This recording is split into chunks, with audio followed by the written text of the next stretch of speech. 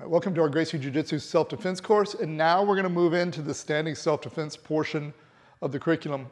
We're going to discuss one more thing, which is, again, what attacks to expect. Okay, so again, there are really two kinds of physical attacks you're going to deal with. The problem is most martial arts only deal with one or the other. Jiu-Jitsu originally was developed to deal with both, but has really come to deal with only one. And those two things are, he's either going to strike me, meaning punches, kicks, headbutts, knees, a striking art, or he's going to grapple me. He's going to grab me somehow. This could be holds, pins, takedowns, submissions. Okay. Gracie Jiu-Jitsu originally was developed to deal with both, because if you can only deal with one, it's an incomplete martial art. You know, and I hear people say Jiu-Jitsu is an incomplete martial art. Well, that's because they're training it as an incomplete martial art. Yeah. So, but the threats that I have to deal with, standing or on the ground, is going to be grappling and striking.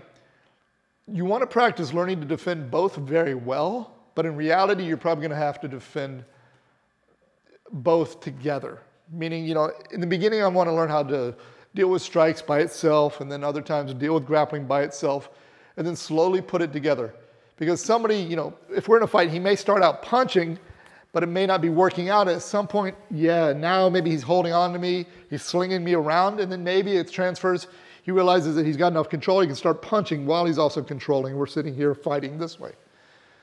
So you have to develop to deal with, to learn how to counter strikes, and again, all strikes, headbutts, things like this, and grappling techniques. So there are two sort of threats. Now there's two, let's call them types of threats. Okay, so if we're here and we're doing this, do you think I want to punch you or attack you? Yeah. Yeah. What if we're just talking? No. Okay, so we have surprise attacks and predicted attacks. It's very important that you, when you are training, if it's a surprise attack, you don't make it look like a predicted attack.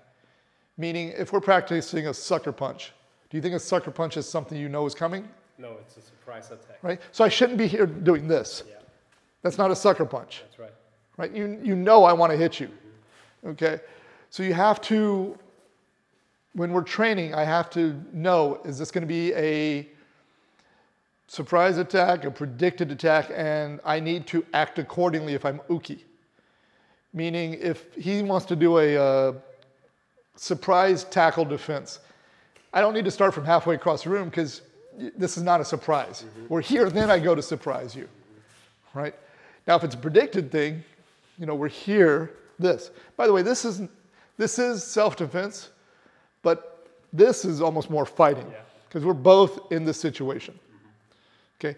Still, we're going to cover it under the idea of the standing self-defense, but I want you guys to really be aware of how you train.